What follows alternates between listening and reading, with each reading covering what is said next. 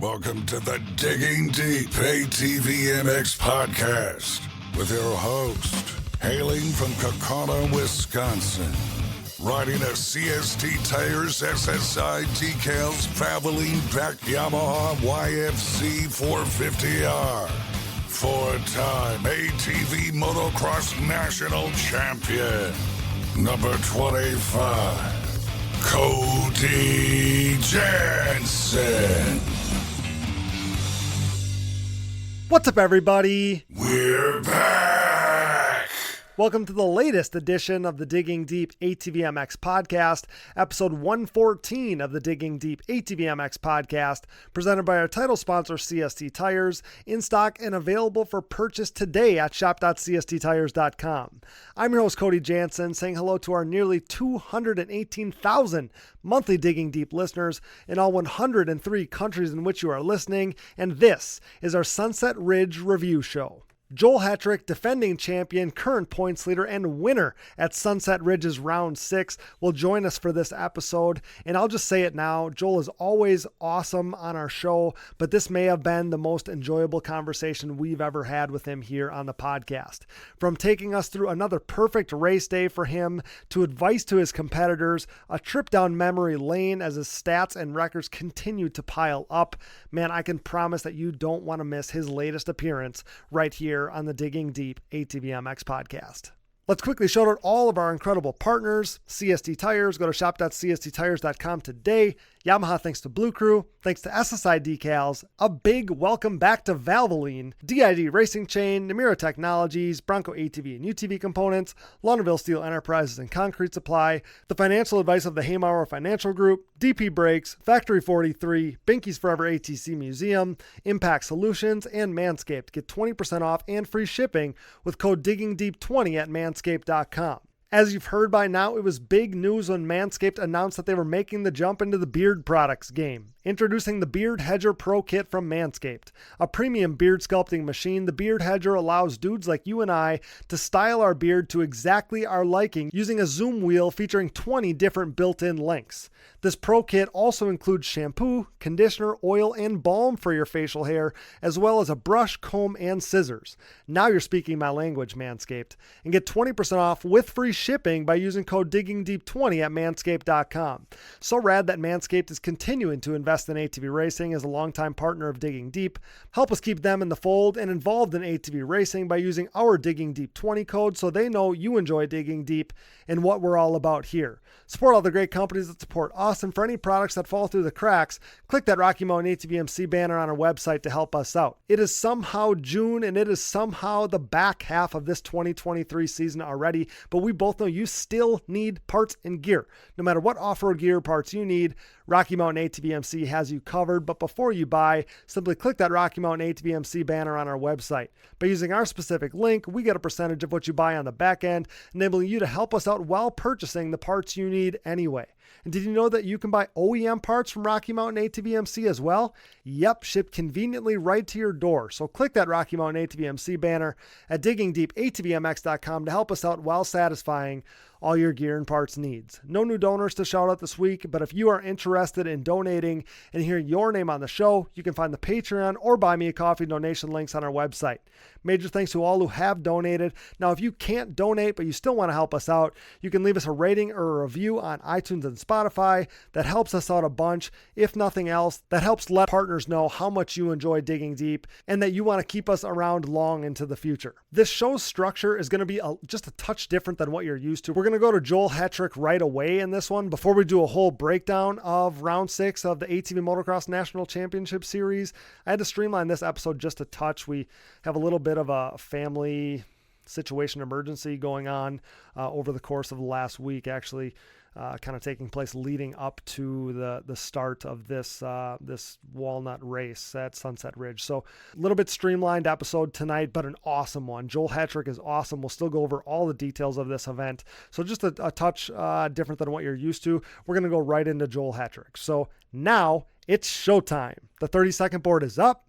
It's sideways and the gate is down. Time to dig deep. Let's go! All right, guys, it's truly an honor every time this guy joins us. And boy, has he been on a tear this season. Presented by Valvoline and their all new Ultimate Power Sports line of oil. I'm here with the reigning, defending, undisputed ATV Motocross Pro Class champion, Mr. Joel Hetrick. Joel, buddy, welcome back to Digging Deep. So stoked to have you as always, pal. Thanks, Cody. I'm glad to be here. Super stoked to talk about some racing and obviously the success I've been having lately. So, yeah, it's going to be a good show. It's good to be Joel Hetrick right now for sure. And congrats on another perfect weekend at Sunset Ridge. I just posted on our social channels something that had been on my mind recently. The fact that, you have set such a high standard with how dominant you've been this season and in recent years, obviously, but you've been doing so well. You've been so on point. You've been so perfect that weekends like this one, where you're fast qualifier, you get 2 hole shots, you win 2 motos, you lead every lap, you get another overall. Weekends like that have become normal for you. And at this point, like, I find myself thinking how incredible that must feel for you as a racer. Obviously your standard now is top of the board every time, lead every lap, both. I mean, it's amazing. I can't imagine what it must feel like to go to the racetrack knowing, man, as long as nothing crazy happens, I probably got this in the bag. Yeah, man, it feels surreal, because not every year obviously goes like this for me. We've had our struggles in the past, and like I've said before on previous podcasts with you, like the machine for me is making this riding so much easier for me to go this fast that it's just like it's stepped up my program and my performances like to the next level. And like to go out, and obviously at Sunset, like the goal was to win. The goal is to win every race, obviously, but of course, we knew that it was going to be tough at Sunset just because Chad's local. He's riding there. He's got a really good setting for that track, and I don't know. I was just determined going there. Like, we had a long drive, and I'm talking to Carly, and I'm like, she's like, no, don't second guess this race. You're gonna win. And I'm like, well, you got faith in me, so I better have faith in myself, which I did. Like, I called my dad on Tuesday. I'm like, hey, are you going to the race? And he said, yeah, I'm gonna be there. I said, all right, just want to make sure because I'm gonna win both motos, and I just wanted to let you know that. And he's like, no, just go out there, be safe, be careful. And I'm like, no, I just want to let you know, like, this one means a lot to me, and that's what I'm gonna do. Yeah. And he's like, all right, well, just be careful. And for me to go out and execute that and do that at that track, like, it really meant a lot to me. Just being that it's a gnarly, rough track, and obviously we progressed our setting to where it is now, and it just works so dang good that I felt really, really confident, really stable on the track, and I was able to conserve a lot of energy from the qualifiers and go out and execute the motos. And obviously the starts helped, but I wasn't like a huge fan of getting the start there, honestly, because I think that Chad probably had some better lines than me. And as soon as I went out on the track, like, I was stuck in my lines. So I'm having, Jim Hardy films me usually, and I'm like, dude, yeah, what the heck do I need to do different to make this a little bit easier? Because I'm hitting the roughest line every lap, boom, boom, boom. And I'm like, dude, there's got to be a different line. Mm-hmm. So I watched the film and caught a couple different lines for Moto 2, and it really helped out. But yeah, man, Chad was breathing down my neck that whole second moto. Obviously, I was a little bit faster per lap, not much, but like, it was enough to gain like a 7-second gap. And I just felt really strong the whole time. And he never backed off, and I felt like that was the first race I really been pressured to the end of the moto. So like, that's what I wanted to feel, and I finally got it. And damn, I was sore for 2 days after that, so bad. My arm, I couldn't have done a damn pull-up, I feel like, because my forearms were so like exhausted. It was just insane. But like, I knew out there, like, this is the last moto. I got 4 or 5 laps left. Just freaking hang on to this thing as much as I can. And that's what I did. But it was sick, man. So that was one of the things. So I'll touch on all of that. But that was one of the things I wanted to ask you about, was the soreness part of it, because obviously like most everybody there is like, going to be thinking about the track, that it's rough. So I was wondering, what Joel Hetrick thinks when he goes to a track like that. That's probably one of the roughest. I mean, it was as rough as I remember it being there. There was some years where we had some rain where it made it, that's obviously a different kind of rough, but it was still deep, just like Bob said it was going to. And I wondered to myself, I'm like, does Joel Hetrick, like, is he like the rest of us? Does he sit on the gate and think, man, like, I hope and we know you're fit AF and you've done a zillion laps. We know all those things, but you still sit on the gate thinking, man, I hope I can go my pace till the very end. Like I was just sitting here thinking, I wonder if he thinks like we think. Oh yeah, dude. It's especially at a track like that, I prepared really good and I rode I ride a turn track and there's not a jump on it. It is so similar to some of them sections at Sunset. Like the section after the finish line was exactly like what I was riding. So dude, I'm out there and I'm like, this is so badass for me right now. Like I know exactly how to hit some of these turns but I'm thinking like, man, after first moto, I didn't feel any fatigue, but I'm like, dude, the second moto, I know it's going to be rougher. And then, like 3/4 of the way through, I felt my arms like just, not giving away, but like getting tight. And I'm like, oh my God, dude, how many? Gary put on the pit board 4 more laps. And I'm like, okay, four laps. I'm going to go almost as hard as I can go. And then the last lap I chilled out. But dude, yeah, I was thinking like it's going to be tough to maintain this pace because the pace it's insane to do that for whatever, how many laps we did, 12 or 13 is just, it's crazy to think about because I was talking to a couple guys in pro sport and they're like, yeah, them 6 laps are tough. I'm like, imagine doing 7 more. And they're like, they just looked at me. I'm like, yeah, it's ridiculous. So like it's a huge accomplishment to me to be able to do that. Last year I felt like I wasn't able to do that during the second motos of some races. And now I feel like my machine and my fitness is all coming around so I can really push these second motos to the level where I need to be. Yeah. It was really cool how the track developed too, because it got like really like Sunset's always fast. And if, I love Sunset, I love the pistols. My one, I wouldn't even say complaints, but my one critique over the years is maybe it was a little too fast for good racing. So they added a couple of those sections, like that section, like you said, right after the finish line, slows everybody down a little bit. It ended up being super rough. But I also love the fact, it got so flowy for you guys where you opened up so many of the corners as soon as you guys hit the racetrack, like that section after the Pistoli, right? And you guys are railing the outside. There's that photo that I posted, I think, of you, and then you're doubling through what was that whoop section. I mean, it's just the way that you guys opened the track. Like I thought it was really cool how it developed. Man, it was like a superbike track where you guys didn't lose any momentum around the whole racetrack. I just find that to be so rad. Yeah, the turns were super good for that too. And that's, like I said earlier, that I wanted to see the film for me because them lines are so many of them in them turns. And, everybody wants to go into the insides because it's, the shorter distance, this and that. But some of them outsides were really, really good. Yeah. And especially after the mechanics area, you drop down right-hander and it was the inside wedge and an outside line. And like I was, for Moto 1, I hit outside every lap. And I watched the film and Chad was taking inside and I'm like, damn. Maybe I need to try that. So I tried it second moto.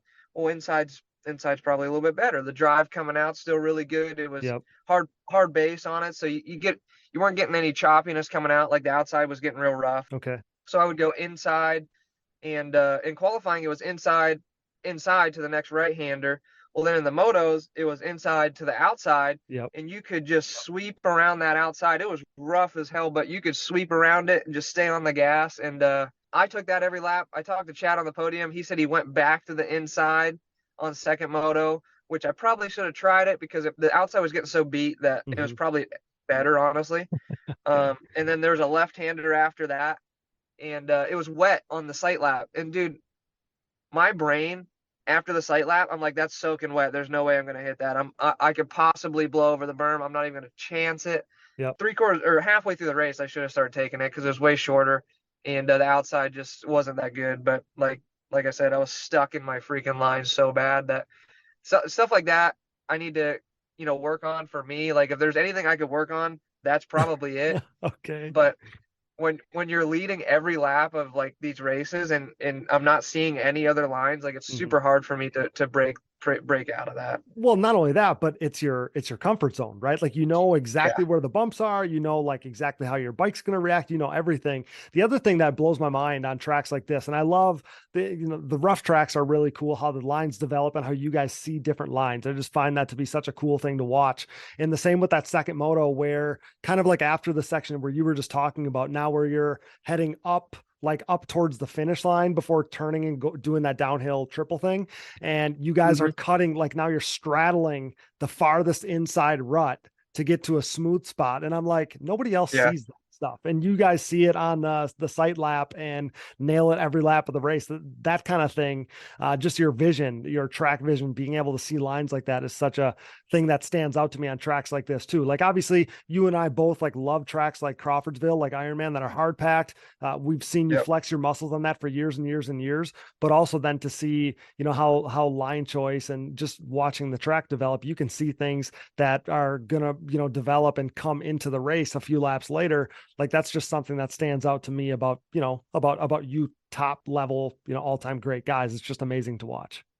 Yeah, it's crazy that we can open lines up like that, you know, and not, like watching film, you kind of see other people trying that earlier in the day. Yeah. You know, then we're breaking through it, and then you see that line developing. You're like, oh man, now everybody's kind of taking that line, and obviously say goodbye to the Acerbi's markers or Chirby's markers, because that thing Right. was long gone. But yeah, it was so smooth coming up that hill, because you know the main line had them really square edge holes, and they would damn near stop you. They So would. Yeah. like to find something like that, and obviously there's more than one of them, but just hitting lines like that, and that's what, like, I tell a lot of the younger guys, is like, move around on the track. The track is huge, you know, so it's definitely takes a while to learn that. Mm-hmm. And I'm glad that, you know, I'm able to open up and ride these lines, but it wasn't always like that. Obviously, it's really hard, like I said, even for me in the second moto, like, to break through the lines. But you know, when you're happy and you're confident, like you said, when you know the bumps and you know how your bike's reacting, you don't want to get out, especially if you're leading. Like, Yeah.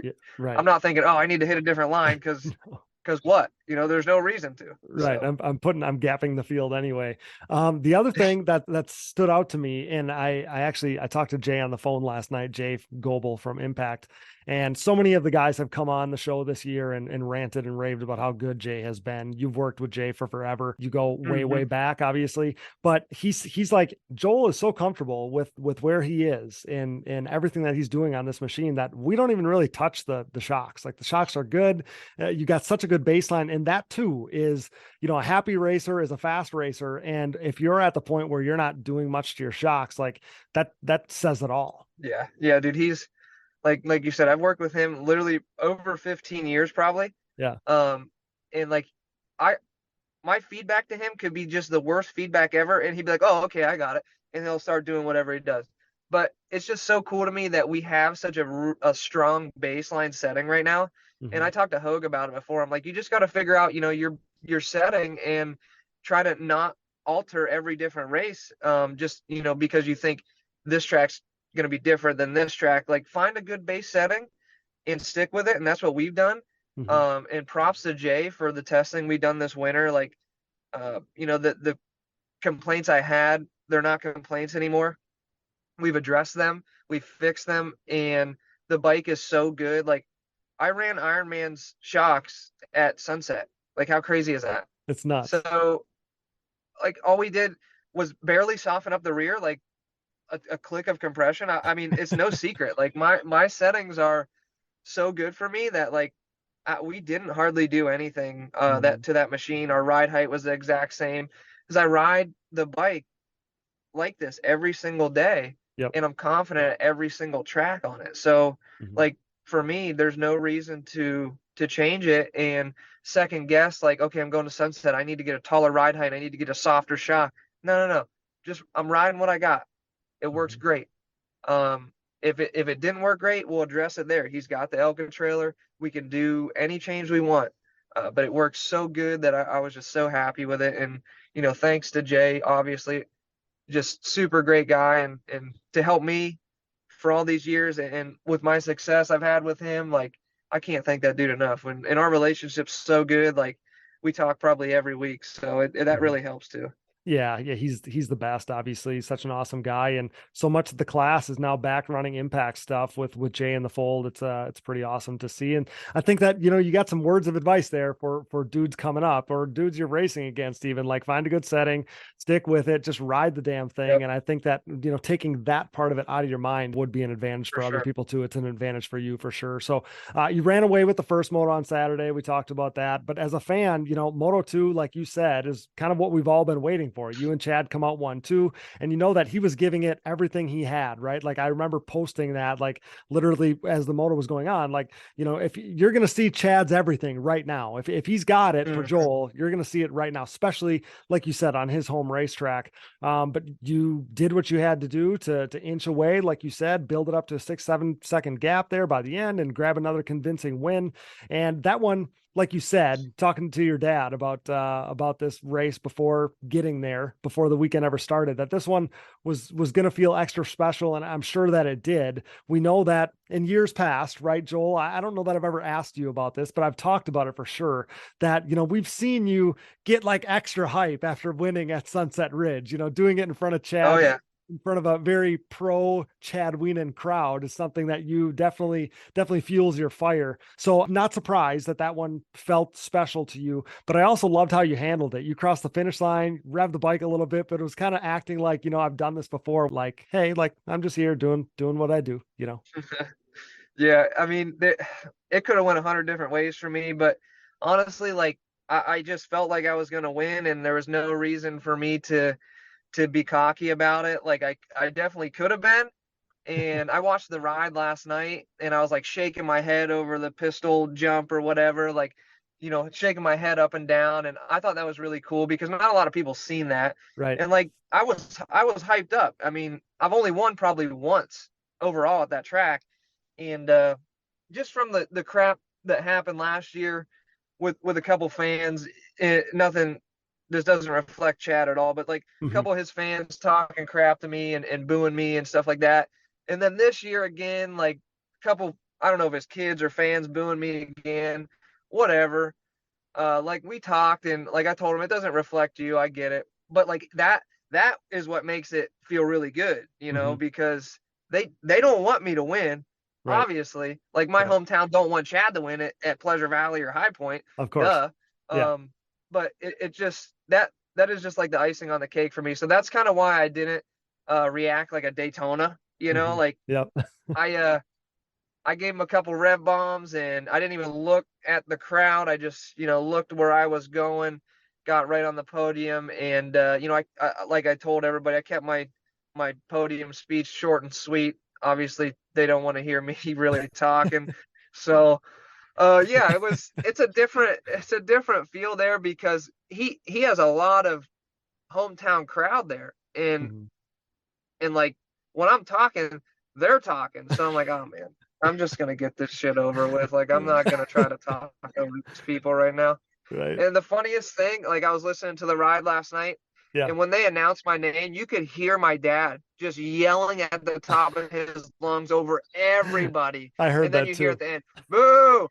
I'm like, oh my God, dude. I mean, what the hell are you booing me for? Like Right. I didn't even do nothing. I'm just out there Right. racing.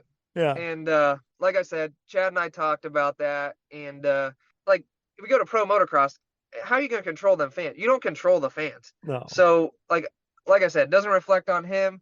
They want him to win. He didn't. I got a little bit of backlash for it from them. So be it. It's Right. funny. Yep. And we'll move on to Budds Creek, and I'll have some fans there. Of course, like when we go to my hometown tracks, I got some my cousins and friends, and Yeah. obviously like they like to have a good time. Dude, my mom goes over to them, and she would rip them a new ass, dude, if they were doing that. And but that's my pretty close family, like blood cousins. So obviously, Yeah. um, we tell them like, hey, don't do anything stupid. You can get Joel in trouble, or you're gonna, like give this guy extra motivation, which obviously that's what it does for me when that Of happens. course. Of course. Yeah. So like I just tell them like, dude, let the race and talk and cheer for me on the track, and that's it. Like you don't have to cheer Mhm. for him. If Mhm. it's a good race, like it's a good race. So That's all I can say about that. There's no hard feelings. No, no. It's just camaraderie and the rivalry we have is obviously it's been there and it's Hmm. stout. So like people are diehard fans for him there, and that's super cool that they come out and show support. And I hope Yeah, that at my hometown races I get the same support from my fans, for and sure. we just move on from that and keep racing.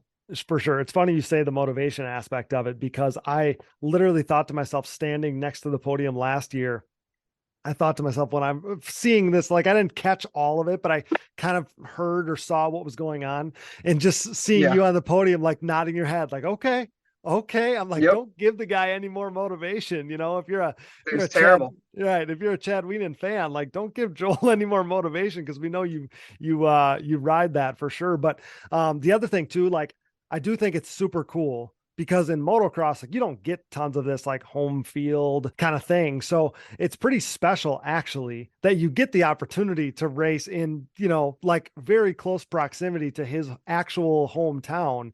Oh yeah. Because, you get like you said, you feed off that. Like that's actually a really cool thing. Like the season wouldn't feel quite the same if you didn't get that opportunity, I feel like.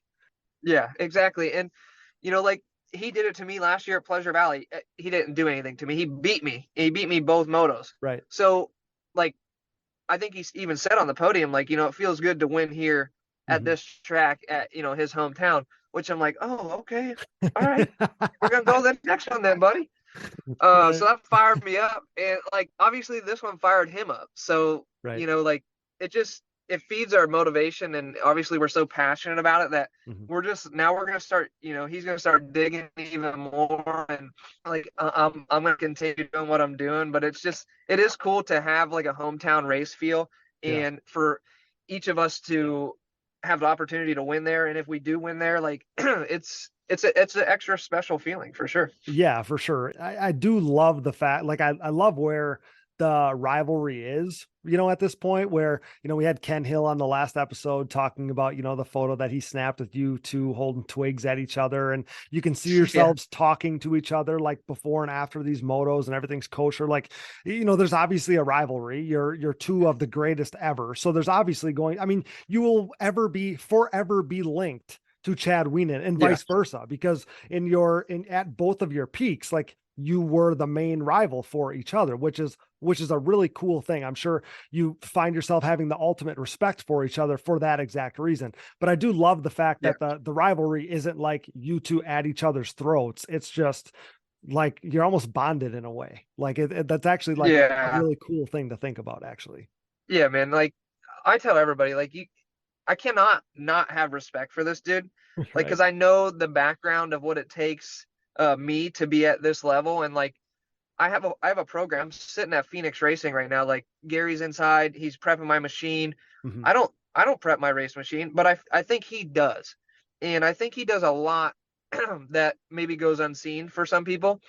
Sure. So the respect of that and the work ethic you have to have at this level, it sometimes it blows my mind how he does all the stuff he does.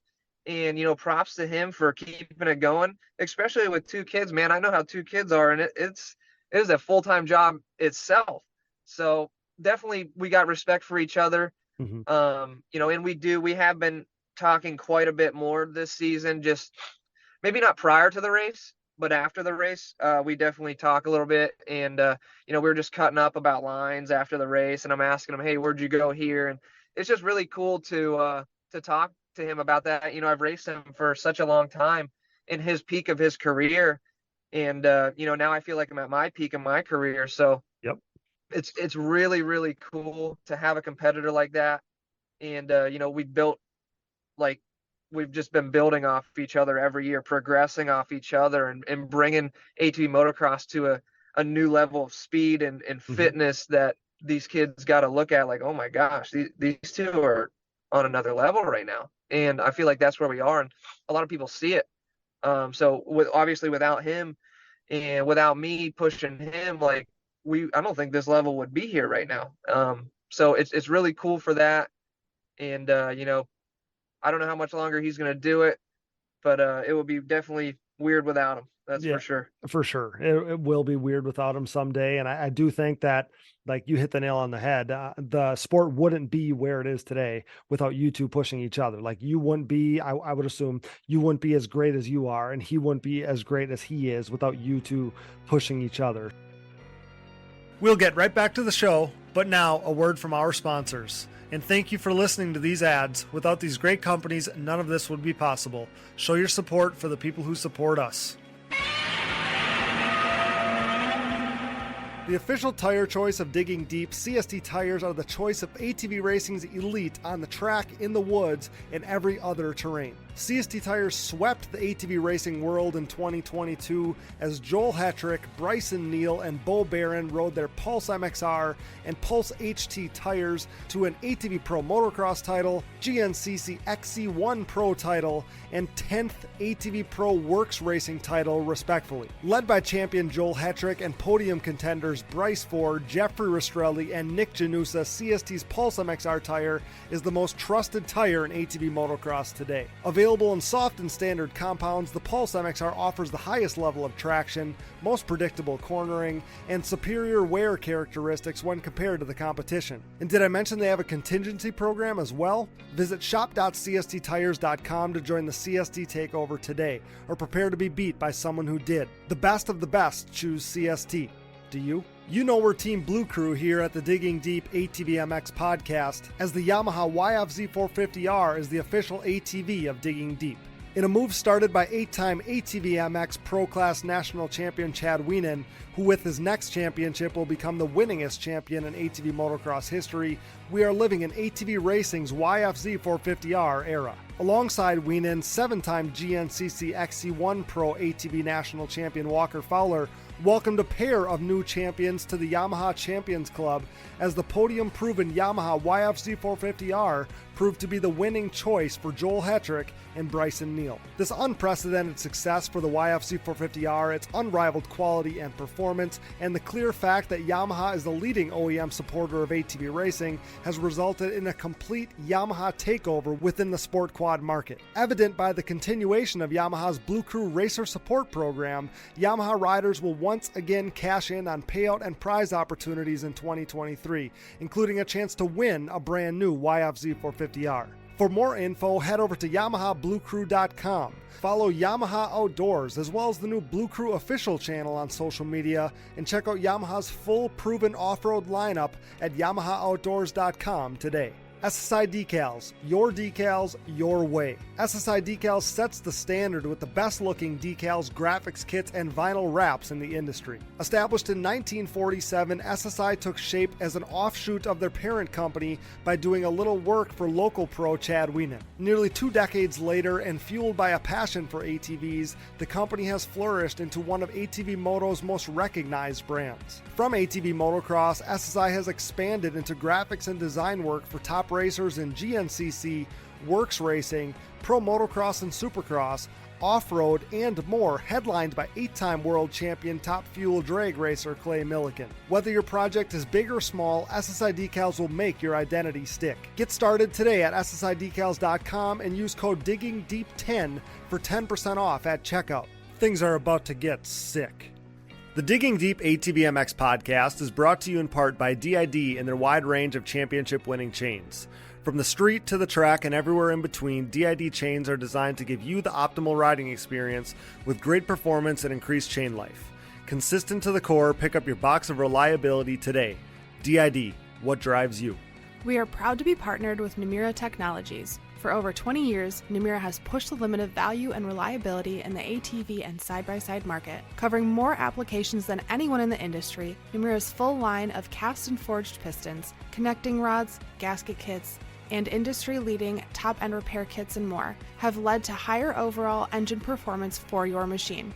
Visit your local dealer or online at www.namura.com and follow along on Instagram for giveaways and exciting new products in 2023.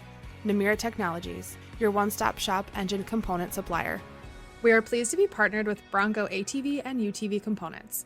Bronco has been an industry leader in replacement hard parts and accessories for all makes and models for over 15 years. With a catalog that includes a full line of electrical components, engine internals and cylinders, shock and suspension parts, winches, clutch kits, valves, carb kits, bearing kits, and drive chain parts, Bronco is your hard parts source for whatever you need for whatever you ride. Available exclusively through distributors around the world. Visit your local dealer or online at broncoatv.com. For over 150 years, Valvoline has been dedicated to constant improvement and innovation across all disciplines of racing. As a proud member of Team Valvoline for nearly a decade, I have witnessed their unwavering commitment to pushing the boundaries of performance. Valvoline has sponsored some of the greatest names in motorsports, solidifying their position as a powerhouse in the industry. Being a part of this historically great team has been an incredible privilege. When it comes to my equipment, whether it's my daily commuting vehicles, race quads, or anything in between, I trust nothing but Valvoline. Their range of products and lubricants consistently delivers increased horsepower, durability, and engine life. While Valvoline's latest innovation, the Valvoline Ultimate Powersports line, stands out as a true game changer, their entire lineup deserves recognition. With the Ultimate Powersports, I've experienced unparalleled performance on the track and beyond. Its advanced synthetic formula is specifically engineered for high-performance powersports vehicles, delivering unmatched power, protection, and endurance. Upgrade to Valvoline today and experience the difference for yourself. Visit ValvolineGlobal.com to explore their full range of products, including the groundbreaking Valvoline Ultimate Powersports. Discover why Valvoline has been a trusted name in the racing industry for over a century. Talking about you being at your peak. So on the podium, you hinted that you're in the midst of the longest moto win streak of your career, now up to 9. And, kind of like we talked about earlier, you are so in control right now. I literally said to somebody at the races last weekend, I'm like, Joel goes to the gate thinking, as long as I make it through the first corner, I'm winning this race. It doesn't matter if I'm in 17th place. So I don't want to put words in your mouth there, but you're so in control. That's just it's got to feel like you're on top of the world, pal. Dude, it does. And I hate, it's really weird because I'm super humble about everything. And I'll be talking to, guys that race, and I'll be like, I'll just I won't talk about maybe how fast I am. And Vince Merman the other day, he's like, dude, you can say that.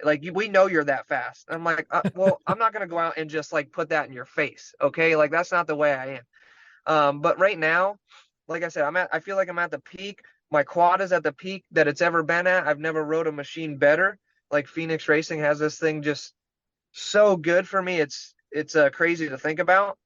And obviously, a 9 moto win streak. I don't know what my previous one was, but when I do go out on the track, I didn't want to get the whole shot at Sunset Ridge. I wanted to start just behind Chad. I don't want to start behind everybody, but right. I wanted to get pressured for the whole moto. I did in my head. Now mentally, I just feel like for a whole moto, it's going to be very hard to beat me where I'm at mentally, physically, and my machine wise is incredible. So I did what I wanted to do.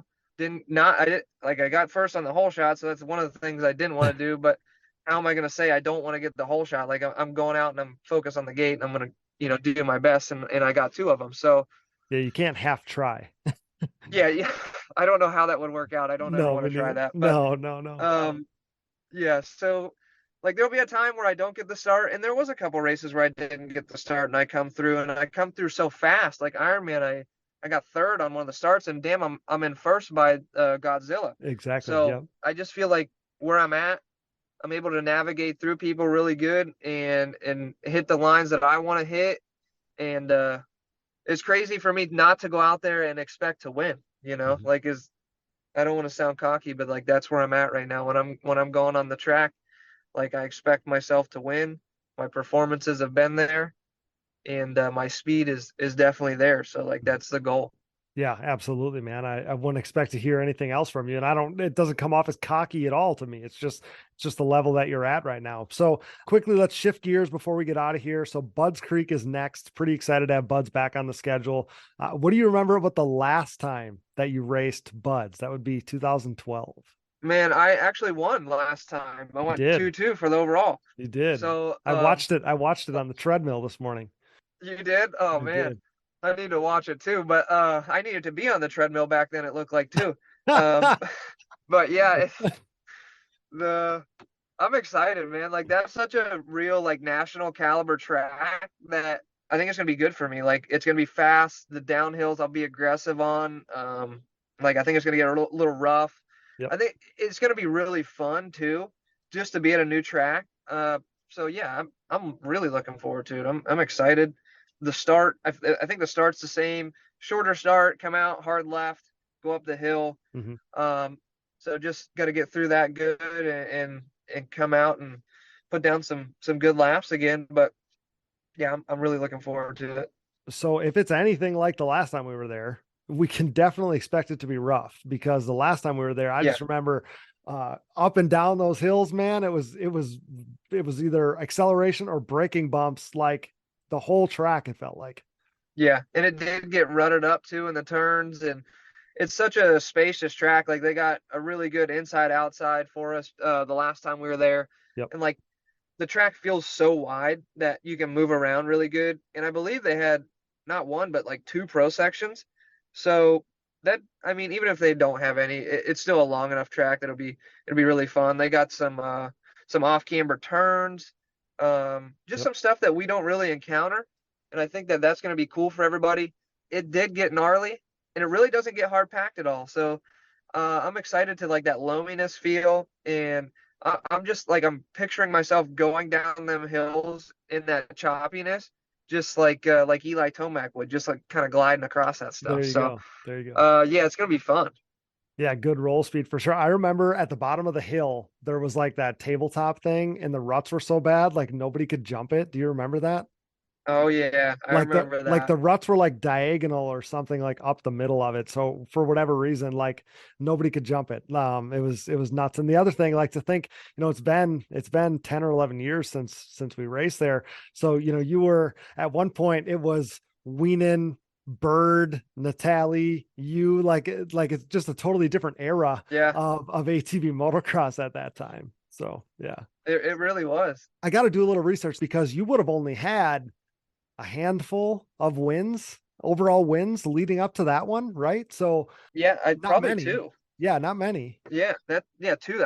I'm almost for certain it's two because Loretta's in Unadilla the year prior, and I Yep. know I didn't win any other race in that year other than that one. Oh, is that right? Because yeah, that was only the third race of the year at that point. And when you finished second in the first moto, basically on Weenan's tail, that the Wygant was saying, hey, this is Joel's by far his best race of the year so far. And then second moto, Yeah, you race through Chad, race through a couple other guys, and race through Bird, and get up to Natalie's rear end, and 2-2 was good enough for the overall.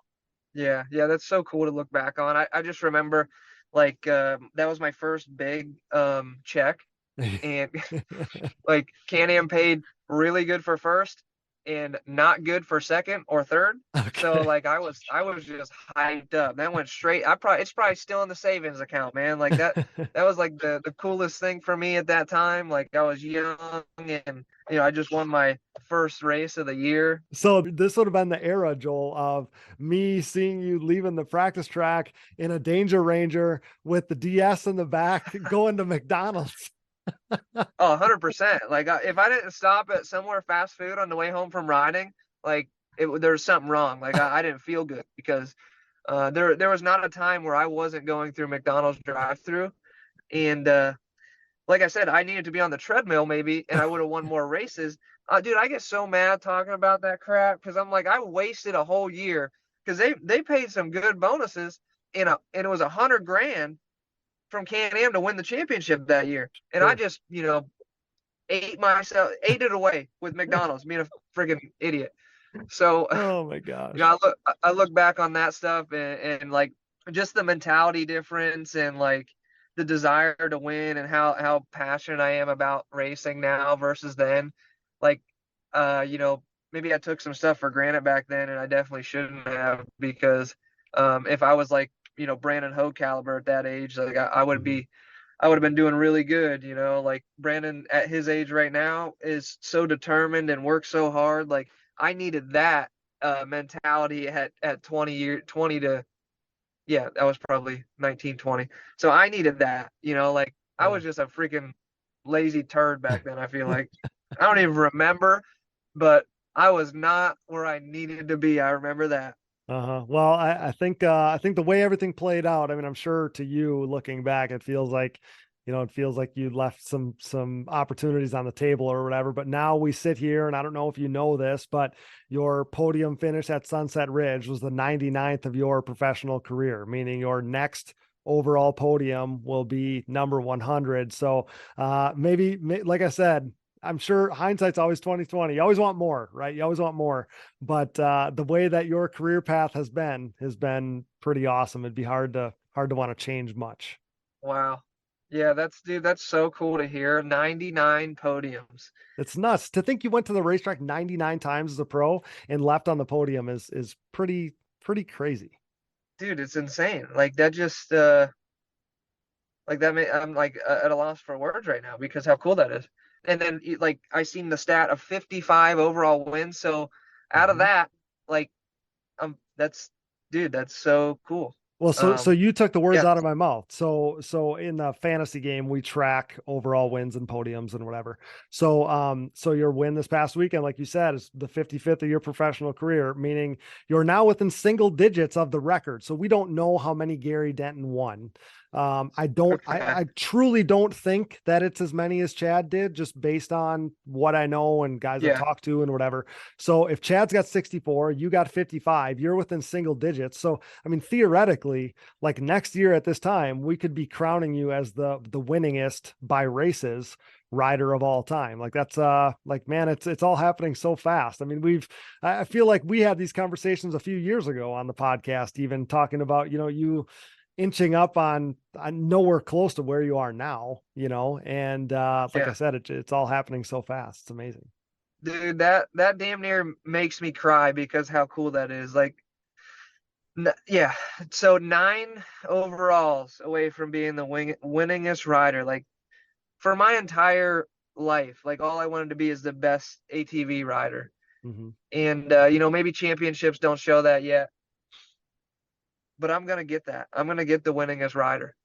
And like that's that's a goal of mine. So, dude, that is just the coolest statistic that I've ever heard.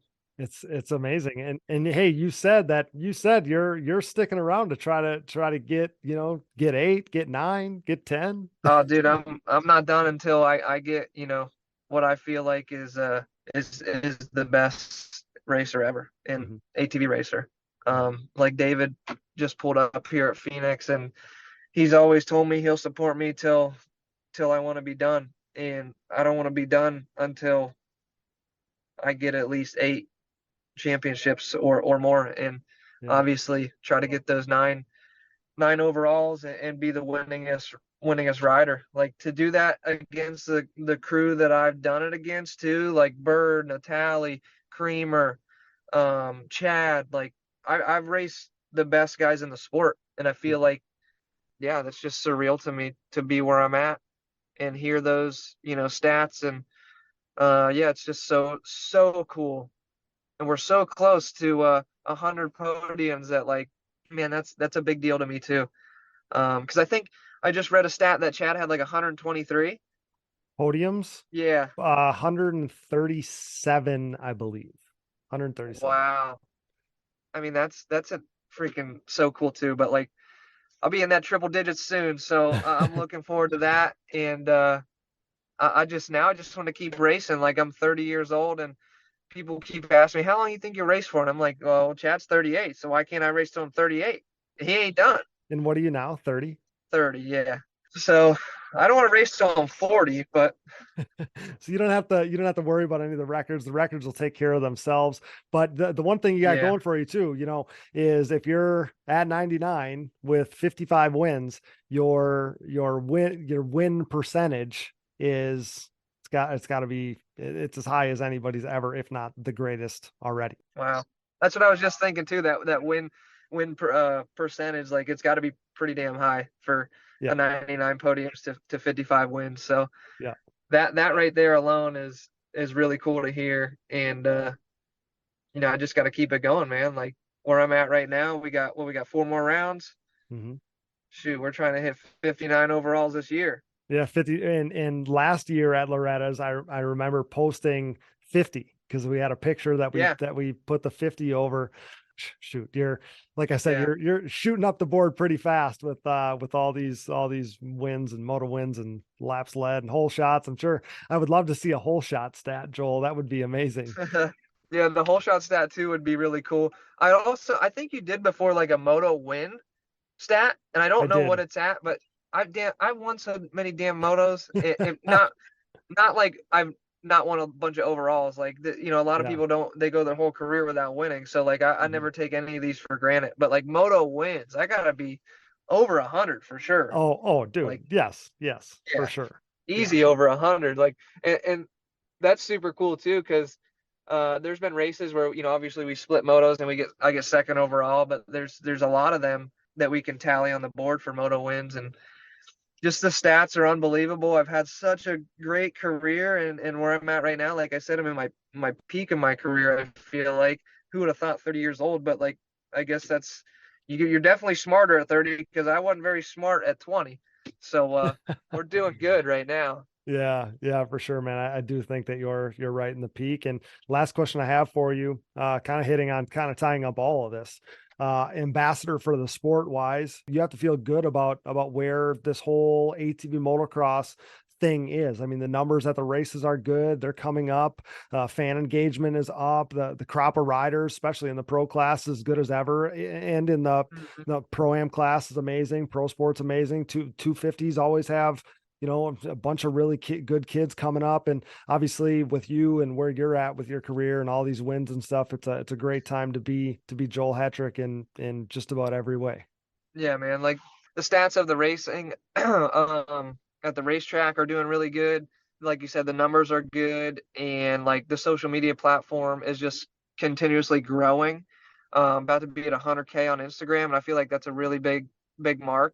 It is. So that's super cool to have like that type of engagement with these people, and for that many people to really enjoy the content that I provide is it's just super cool. And I'm happy that obviously I've been at this skill level. Like I feel like my talent's always been there.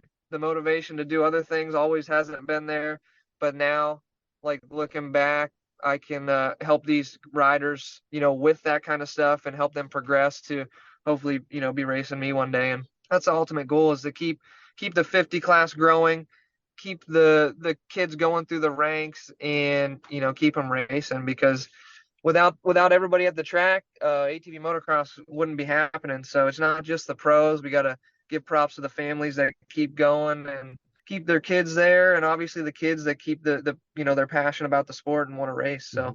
So props to them and these families. I always say you got to be a damn near millionaire to race a four wheeler.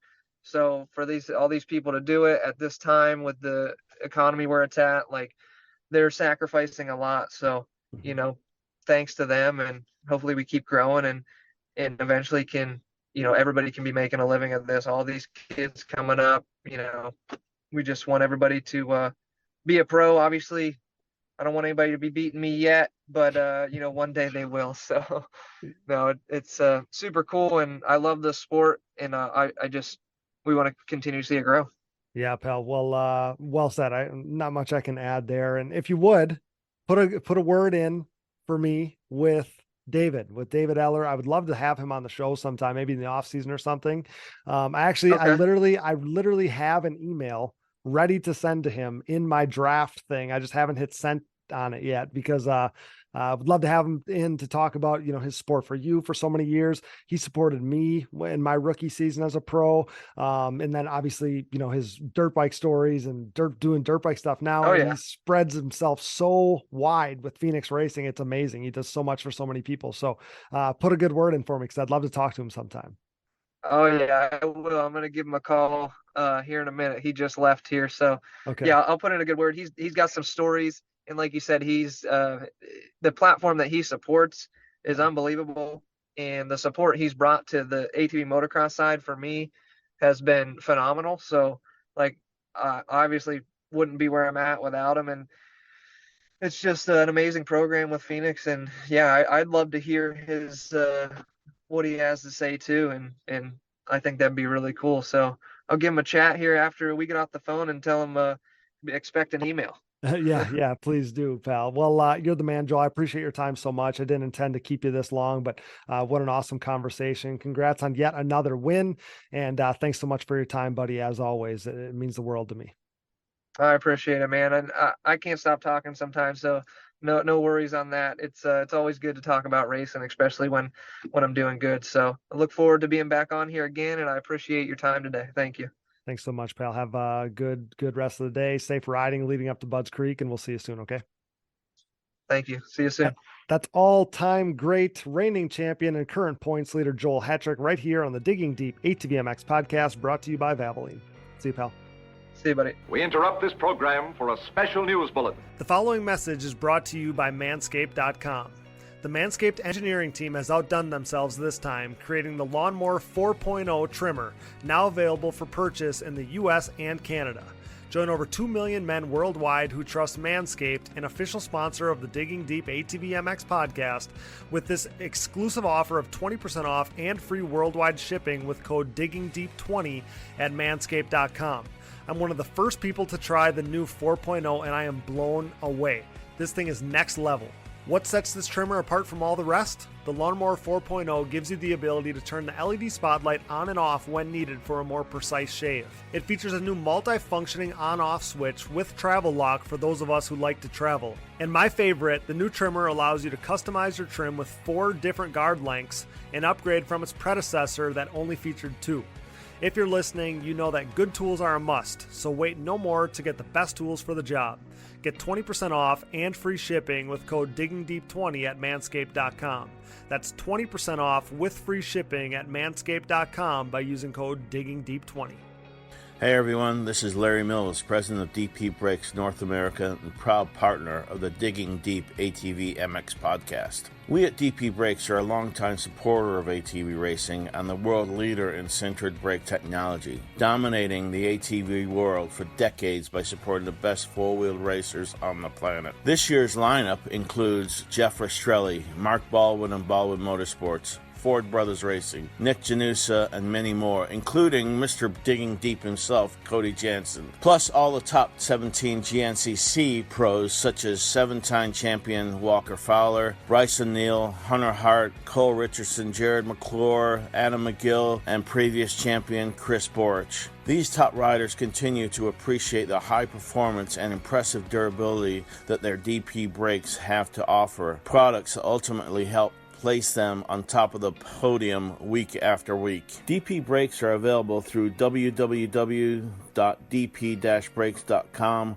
or you can purchase them through your local Parts Unlimited stocking dealer, or you can even message us, myself, Larry Mills, or DP Brakes on Instagram or Facebook. And if you have any questions about product or sponsorship support, please ask us. We are waiting for you. Join the best ATV riders in the world equipped with DP Brakes, and have a great year, everyone. Nearing 2 decades into the brand's existence, Factory 43 is back and better than ever, continuing to make major waves in the ATV world. For the 3rd consecutive season, Factory 43 is the official aluminum parts choice of the Phoenix Racing ATV team, providing their state-of-the-art Evo Nerf bars, MX-style front bumpers, and grab bars for 2-time champ Joel Hetrick. If you're in the market to upgrade your Nerf bars, bumpers, or grab bars, head over to Factory43ATV.com to see their full line of industry-leading products available for all makes and models. Head over to Factory43ATV.com today. Success in the ATV MX world is similar to what creates financial success as well. The right people, the right advice, and more importantly, hard work and the benefit of an ongoing relationship as situations change and adversity is experienced. Do you have the right financial advisor to help you reach your goals? Haymower Financial Group can create a personalized, goal-based plan to help your family prepare for whatever life brings. Call me, Scott Haymower, at Haymower Financial Group, a private wealth advisory practice of Ameriprise Financial Services, at 920-338-8150. That's 920-338-8150. Offices located in beautiful De Pere, Wisconsin, with registrations and clients nationwide. Headlined by their 4130 Chromoly, Launderville Steel and Concrete Supply is a full-service steel supplier of new and surplus steel, aluminum, and stainless steel products. This racing family-owned full metal service center and concrete product supplier comes with over 30 years of experience serving the entire United States from their central Midwest location. As the number one choice for nationwide shipments and with available next-day delivery in select areas, LSE has you covered near or far. 4130 is not just the chromoly tubing and plate used in the building of chassis for an array of motorsports applications, but it is also the name of the newest addition to the Pro Paddock with riders Jaden JJ Launderville and Max Lindquist, introducing the new 4130 Motorsports team. Launderville Steel offers a large selection of material for any project, including their concrete division that can supply everything you need to complete your next business or personal project. For a quote or more info, visit laundervillesteel.com today or give them a call at 715-675-6193. That's 715-675-6193. Here at Digging Deep, we have an obvious passion for ATVs and pridefully enjoy sharing the sport's history. Since 2019, when the podcast was born, we've been working to partner with individuals who share our passion, but one man and his vision had been missing from our partnership group. Until now.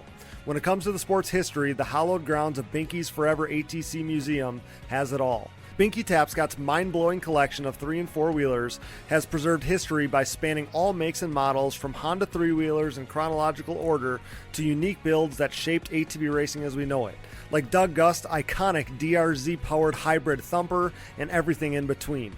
There's no denying Binky's passion, a passion that we certainly relate to here at Digging Deep. Binky's goal is to share his amazing collection with fellow enthusiasts by making his prized possessions accessible to the public via scheduled visits. Follow Forever ATC Museum on Facebook and watch foreveratc.com for further updates on possibly getting a chance to see Binky's Forever ATC Museum for yourself. We are proud to welcome Binky's Forever ATC Museum to the Digging Deep family. As the number one podcast in ATV racing, it's only right that we partner with the industry leaders in suspension tuning. Insert Impact Solutions. Impact Solutions is a full-service ATV and side-by-side suspension center specializing in the revalving and service of your motocross and off-road suspension.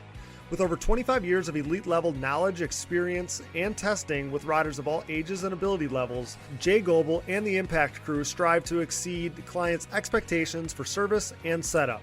Impact Solutions is the official Elka Suspension Service Center of the United States, offering unmatched product knowledge and experience. Whether you're in need of service, parts, warranty, sales, or technical support, Impact Solutions has you covered. Head over to impactsolutionsatv.com or give them a call today. Thanks for listening, and remember to support our partners. Now back to the show. All right, guys, your host Cody Jansen back here on the Digging Deep ATVMX podcast. This is our Sunset Ridge review show, but it wouldn't have been right to start any other way than with Joel Hetrick, who was absolutely awesome on our show here and absolutely dominant on Saturday. What an amazing performance from him. Obviously, top spot in qualifying, 2 hole shots, 2 moto wins, every lap led, another overall victory. What a perfect day for him. So I thought it'd be a great way to encapsulate his day by talking to him, and what a fun conversation. We got into so much more. It was absolutely awesome. Like I said at the top, a little bit different structure for this episode just because I'm a little strapped on time and the stressors of life right now. Just made sense to maybe keep this thing a little bit short and sweet, and we will have a Budds Creek preview show before the next round of racing, so look forward to that. But as for Sunset Ridge, the track was in great condition as long as you like it rough. The weather was absolutely perfect, and what a perfect stage the picturesque Illinois facility was for a great day of racing this past Saturday. So to help recap the race day, very similar to last week, I'm going to use our play-by-play on the Digging Deep ATVMX Facebook page, which is something that a lot of you have come to enjoy. I enjoy doing it at the racetrack. We shoot out as many posts as we can during the races, trying to give you the play-by-play of what's going on. Going to be different at Briarcliff. Briarcliff a little bit later this season, I'm going to be in the announcer's tower doing some of the announcing for that event. So I don't know if we'll live stream the audio or what we'll do. We'll do something to keep you guys in the mix and informed during the races. So we'll see on that. So that's going to be exciting.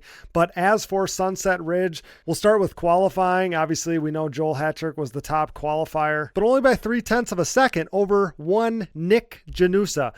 Touching on Nick, he was awesome on last week's show. I had so many people come up to me this weekend saying how much they enjoyed Nick on last week's show, that they were pulling for him at Sunset Ridge because of that. And I want to mention, just so I don't forget, so many of you enjoyed Ken Hill on last week's show. It was so fun to hear at the racetrack. So definitely looking to have more of him on the show going forward. But yes, so Joel Hetrick was your top qualifier, followed by Nick Janusa, 0.3 back. Brandon Hogue was then third, almost a full second behind Nick Janusa, followed by Chad Wienen and Bryce Ford rounded out your top 5 in qualifying. Something that happens at Sunset Ridge that maybe we don't see a ton, but being a sand track, being that it gets rougher the more, this is an obvious statement, but it gets substantially rougher the more quads that are on the racetrack. That first qualifier was substantially faster, a second and a half, 2 seconds basically per rider faster than the second qualifier. So I don't think we had any movement in that second qualifier. So the guys were basically circulating. We saw a number of riders not really putting in many hard laps, conserving their energy for later in the day. As Joel said, it was going to be long motos for these guys. But yeah, so that second qualifier didn't really factor in much. So we saw Joel Hetrick, Nick Janusa, Brandon Hogue, Chad Wienen, and Bryce Ford, your top 5 heading into the motos. And just like Nick said on last week's show how much he enjoys Sunset Ridge, and he clearly came in with a bunch of momentum and some good vibes that led him right to that P2 qualifying spot. Not something we see much out of him. Not often out of him do we see him that fast in qualifying, but we saw it again this weekend, and that was going to kickstart his day in a positive way. So 1:30 rolls around. It's time for Pro Moto 1 at Sunset Ridge. The 30-second board went up, the gate went down, and it was Joel Hetrick with the hole shot. Surprise, surprise. So it was Joel Hetrick, Nick Janusa, who used that great qualifying position to vault himself to a great hole shot in Moto 1, followed by Jeffrey Rastrelli in third, Wienen in fourth, and Hogue was your top 5 on the opening lap. After about 2 laps, Joel Hetrick had a 3-second lead that he opened up, followed still by Nick Janusa, Jeffrey Rastrelli, and Brandon Hogue, who were bunching up at that time. Bryce Ford then made the move on Hogue for 5th. We would next see Chad Wienen get by Jeffrey Rastrelli for 3rd on home soil. Obviously, we knew and expected big things out of Chad Wienen. Joel Hetrick would continue to grow his lead, plus 4 seconds over Nick Janusa, Chad Wienen, Jeffrey Rastrelli, and Bryce Ford at that point. And next thing we know, Chad Wienen was on the hunt for Nick Janusa. You could just sense that it was coming. He was making a run on him early there in the first half of the race. I also noted at that point that Kevin Saar was running in a strong 8th place position, but had a rear view mirror absolutely full of Wesley Wolf. Not a position that I would want to be in. Max Lindquist, who's been good at this track. It's his quote unquote local. It's 4 hours away, 4.5 hours away, but this is his local ATV National. Max Lindquist was all over Brandon Hogue for 6th, and we would then see Max Lindquist make the move. So at this point, it was Joel Hetrick, Nick Janusa, Chad Wienen, Jeffrey Rastrelli, Bryce Ford, Max Lindquist, Brandon Hogue, Wesley Wolf, Kevin Saar, and Logan Stanfield rounding out your top 10. And as we neared the midway point, Joel Hetrick had that lead up to 9 seconds on the field, which is about where he would then maintain it for the rest of the race. He was in a very much a power position. At that point is when I noted that we had 3 one-on-one battles going on the racetrack. It was Nick Janusa versus Chad Wienen for 2nd, Jeffrey Rastrelli versus Bryce Ford for 4th, and Lindquist versus Hogue for 6th, which was an absolute pleasure to watch. You wish that they weren't all happening at once because it was hard to monitor all of them, but man, that was some great racing that we saw in the opening moto there. Then in the exact same corner, a corner that we focused on with Joel Hetrick, that corner after the finish line, tight 2-lane section there, Chad Wienen made the move on Nick Janusa for 2nd, and Bryce Ford made the move on Jeffrey Rastrelli for 4th in that exact same corner. So it was Joel Hetrick, Chad Wienen, Nick Janusa, Bryce Ford, Jeffrey Rastrelli, Max Lindquist, and Brandon Hogue. Then at that point, we now had Bryce Ford all over Nick Janusa for 3rd.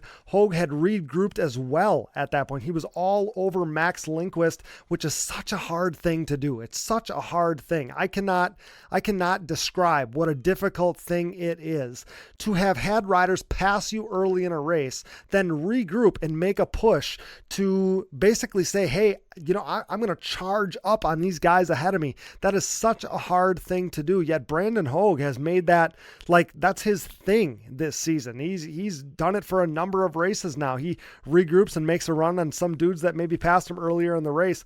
What a difficult thing to do. You got to be headstrong to do that.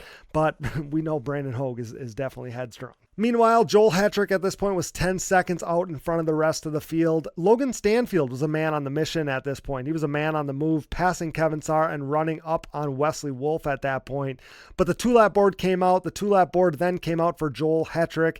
Brandon Hogue had passed Max Lindquist back for 6th late in that one. So again, very difficult thing to do. Brandon Hogue did it though. And as the white flag came out, Nick Janusa and Bryce Ford were brawling. And this was obviously the race to watch late in this one. As the checkers came out, obviously we had Joel Hetrick out front, Chad Wienen in second. But as those checkers came out, Bryce Ford got Nick Janusa by an inch in a photo finish at the finish line for 3rd, which was absolutely awesome racing to watch. But yes, Joel Hetrick takes the Moto 1 win. But our rundown in that first moto, Joel Hetrick first, Chad Wienen second, Bryce Ford 3rd, Nick Janusa and Jeffrey Rastrelli rounded out the top 5. Rounding out your top 10 was Brandon Hogan 6th, Max Lindquist 7th, Wesley Wolf 8th, Logan Stanfield 9th, Kevin Sarr in 10th, and the rest of your field, starting with Cody Ford in 11th, was Cody Ford, Michael Allred, Vince Merman, Adam Ulrich, Dane Molander, Marshall Smith, and Aaron Salinas rounding out the field in Pro Moto 1 at Sunset Ridge. So as we shift our focus to Pro Moto 2, the top 3 at least, things would be a little less intense in this one. Joel Hetrick would grab that Moto 2 hole shot.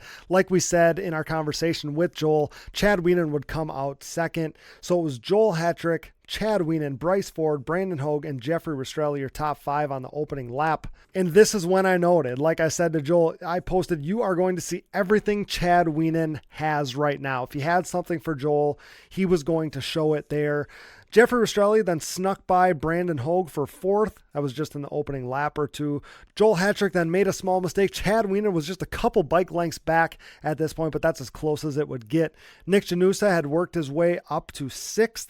Lindquist was in 7th at that point. Nick Janusa obviously wanted to fight his way towards the front to give himself a chance at a podium. And just like we said with Joel Hetrick, I posted on Saturday, we know Joel Hetrick loves coming into Chad Wienen's house and getting a W in front of a very pro Chad Wienen crowd, and he was riding like it right then and there, close to a 3-second lead at that point for Joel Hetrick, and he was on rails. He was really, really pushing it in that second moto. So Joel Hetrick was comfortably out front. Chad Wienen was all by himself in second. Bryce Ford was basically separated from everybody in front and behind him. He was all alone in 3rd. Like I said earlier, Brandon Hogue has made regrouping and charging late his thing this season. He was now all over Jeffrey Rastrelli for 4th. And Nick Janusa and Max Lindquist were bumper to bumper for 6th and 7th. So all kinds of jostling within the top 6 or 7 in this moto, outside of the top 3, I guess. I should say from 4th to 6th or 7th. Logan Stanfield had a great race going in this one. He was 8th, kind of all by himself. Meanwhile, Hetrick was over 5 seconds out in front of Chad Wienen and the rest of the pack.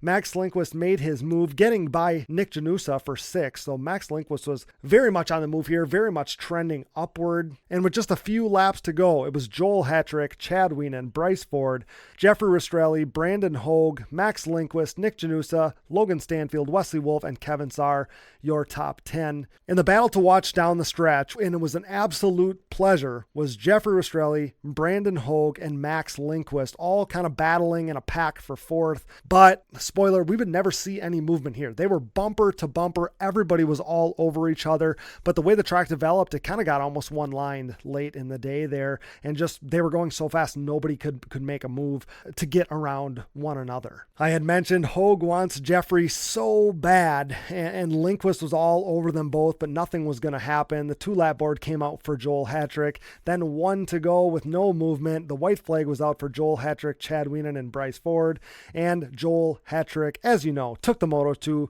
And overall at Sunset Ridge, Jeffrey Rastrelli, Brandon Hogue, Max Lindquist battled right down to the finish, but no moves were made.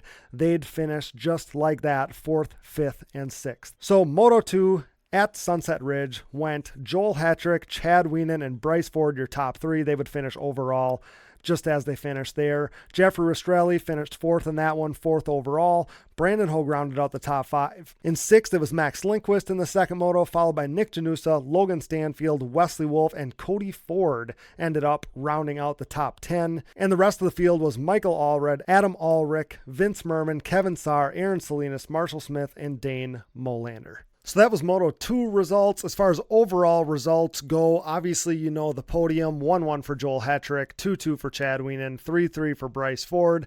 Jeffrey Rastrelli fought everyone else off for 5-4 moto scores for 4th overall. Nick Janusa, after a really strong first moto, running second for a number of laps, a good portion of that first moto, he ends up 5th overall with 4-7 scores. Brandon Hogue finishes 6th with 6-5 scores, and Max Lindquist rounds out the top 7-6 scores for him. But Max Lindquist is one of those guys very much trending upward. Again, he's been 7th, it seems like, for many races in a row here, but this is not the same 7th that we were seeing a couple races ago. Logan Stanfield, stronger day for him. 8th overall, 9-8 scores for him. Wesley Wolf, 9th with 8-9 scores. And Cody Ford, welcome back to the top 10, Cody Ford, with 11-10 moto finishes, earning him 10th overall. 11th overall was Michael Allred, 12-11 scores for him. Kevin Saar seemingly was a shoe-in for the top 10. It looked like he was maybe going to go 10-10 for 10th overall, but something happened late in the second moto there. I think I read an injector went bad, maybe on the last lap, so kind of a sour situation for him. He falls to 12th overall there. 13th overall was Adam Ulrich, and again, Adam Ulrich ends up being the guy, the deciding factor in ATV fantasy this week. And we had a bunch of winners this week, probably too many to mention here, but not a single person had the perfect team. That team would have been Joel Hetrick, Bryce Ford, Nick Janusa, Max Lindquist, and Adam Ulrich, and not a single team had the perfect score. You love to see it. Vince Merman ended up 14th overall. He just missed being the pick in ATV fantasy. Actually, him and Adam Ulrich tied points on the day, but Adam Ulrich got the spot, and that adds one additional point in ATV fantasy for being the top overall finisher in your tier if it's a points tie. So that's how Adam Ulrich got that spot. But Vince Merman, he ends up 13-13 for 14th. Aaron Salinas, who seems to be a pick for so many of us, he ends up 15th overall. Something happened in the first moto. He only made 3 laps, so Aaron probably a little better than where he finishes here. 17-15 for 15th overall. Marshall Smith, 16th overall for him, consistent 16-16 finishes.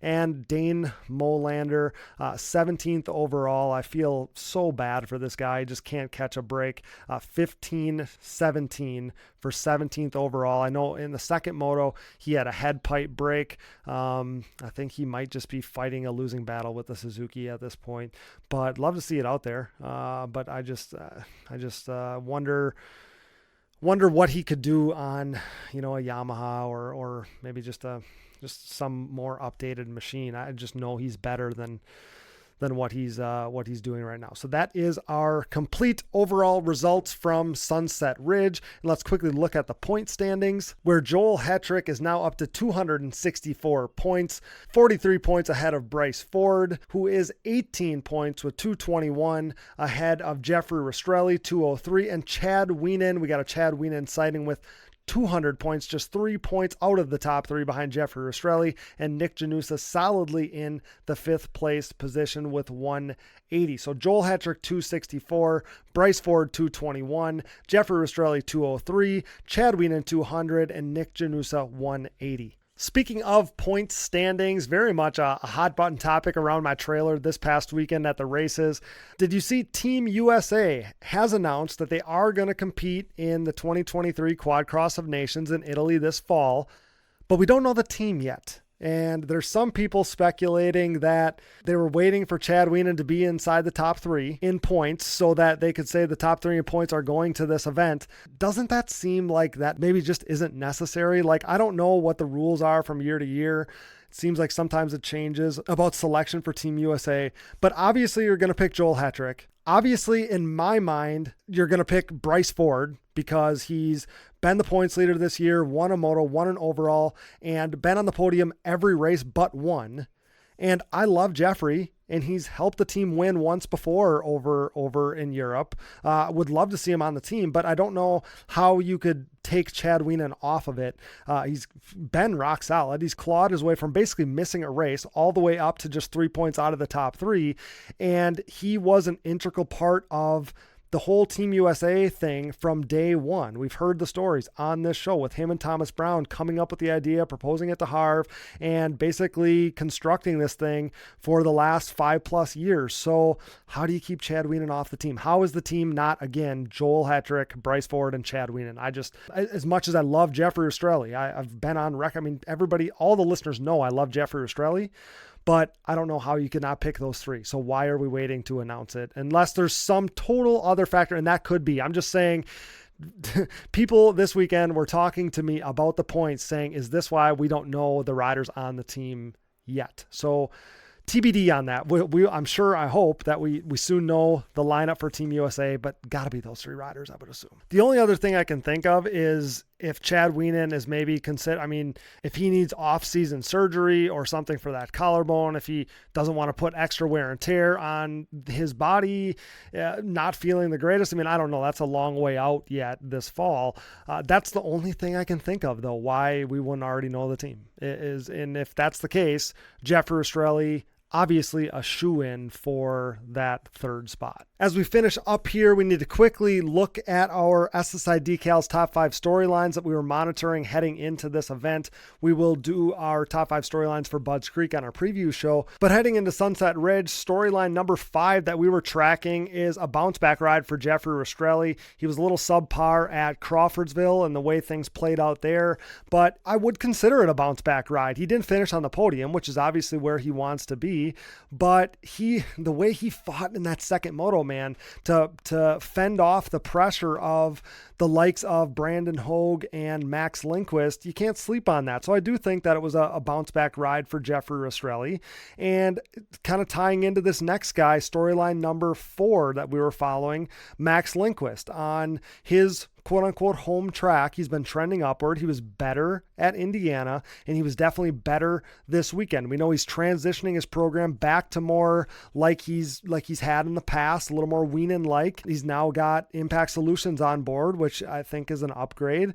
And Max Lindquist, you could say he was the 4th fastest guy late in that second moto. Just couldn't make the passes that he needed to get there, but Max Lindquist was very impressive. If he can encapsulate this and put it together with the hole shots that we saw at least one of them at High Point, he could be a guy that lands on the podium yet this year with 4 races remaining. Storyline number 3 that we were watching was Nick Janusa. He was on the hunt for a podium. We talked to him on our last episode. We talked about how hole shots were going to be very important. He got that hole shot in the second moto. Yeah, I'm sure he was disappointed that didn't turn into a podium. But that being said, he was really good on this day. He got passed at the finish of that first moto by Bryce Ford, and then in the second moto, he didn't get the hole shot he needed. Things didn't quite fall the way that he wanted them to, but still a top 5 overall finish. And he's been top 5 all year and really solid, and it's showing in the point standing. So hard to complain about your race and your season if you're Nick Janusa. Storyline number 2 that we were tracking was Brandon Hogue trending up.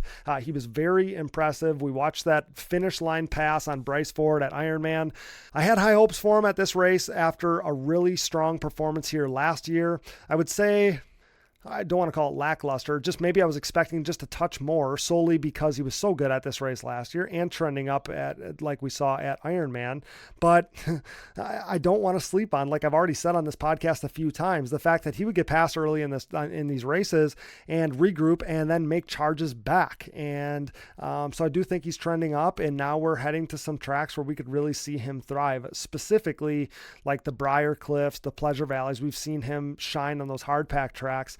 and we'll see what he's got at Budds Creek coming up. But storyline number one that we were tracking was, could Chad Wienen get the first win of his season on home soil in Illinois? And obviously we know that that did not happen. He had a shot at it in the second moto, but would later admit that he just didn't have the speed to make it happen on this day. This day was completely controlled by Joel Hetrick, and probably the right thing for this podcast to start and end with Joel Hetrick. He was a madman on this day. He's been a madman this season, and we'll see how long he can extend this moto win streak. The last thing we have to do, of course, is cover the amateur racing briefly. Joey Chambers won the Pro-Am overall with 2-1 moto scores. I believe it was Alex Hodek, I think. Don't hold me to that had tagged us in something about getting Joey on the show this week, and I actually really wanted to. So I promise that we will try to get him on in an upcoming episode. I just, with everything going on, I needed to streamline this episode a little bit for time here. But Joey Chambers gets the overall in Pro-Am, followed by Kevin Saar. And Kevin Saar was riding Brett Musig's hybrid in the Pro-Am class.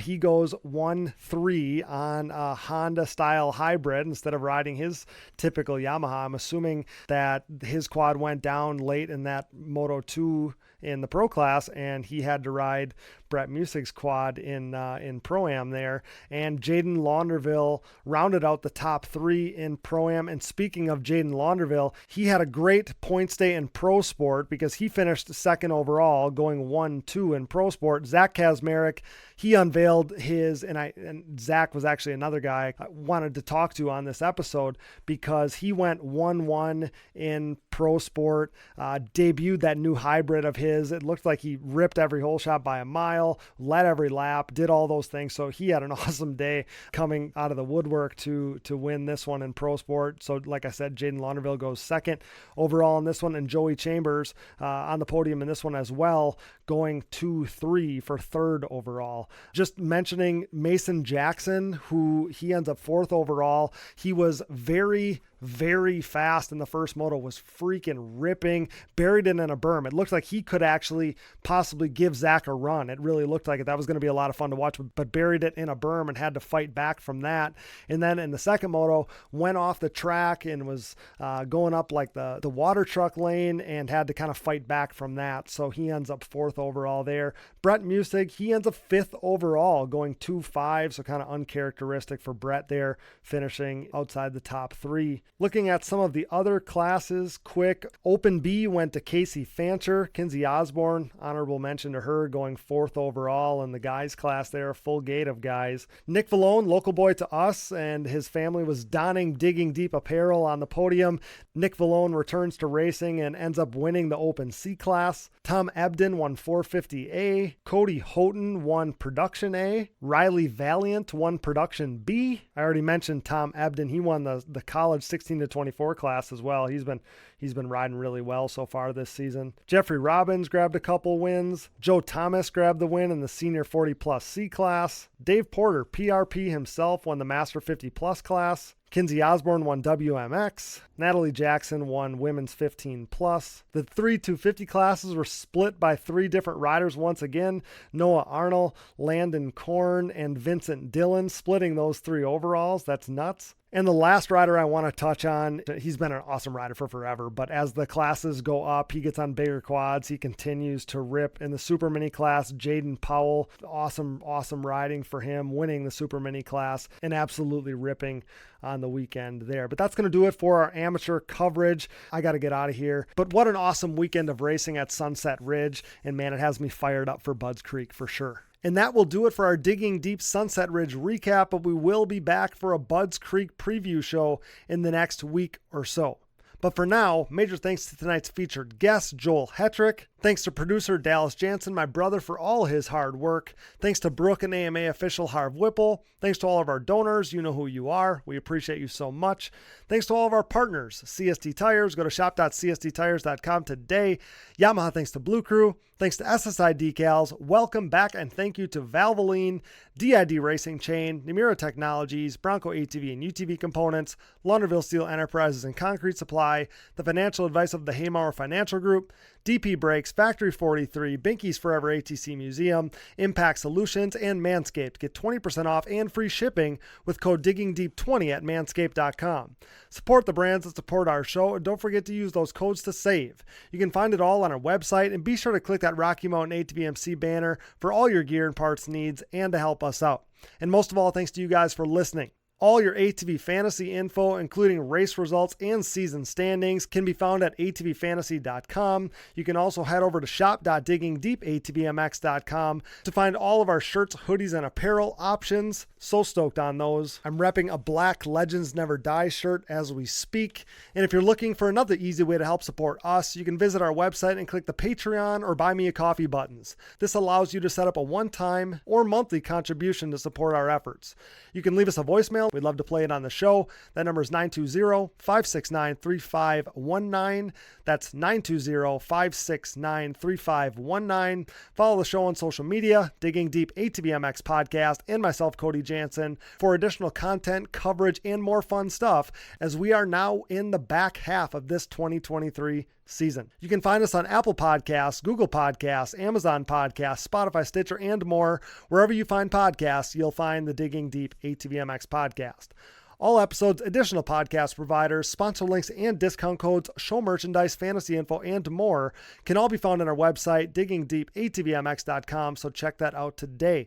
Be a friend, tell a friend, please download, subscribe, rate, review, and share. And with that, for Joel Hetrick, Brooke Jansen, Dallas Jansen, and I'm your host, Cody Jansen, thanks for listening to and making us the most listened to podcast in ATV racing, with nearly 218,000 downloads last month in 103 total countries. Until next time, thanks for joining us in Digging Deep with the Stars of ATV Motocross. See you next week.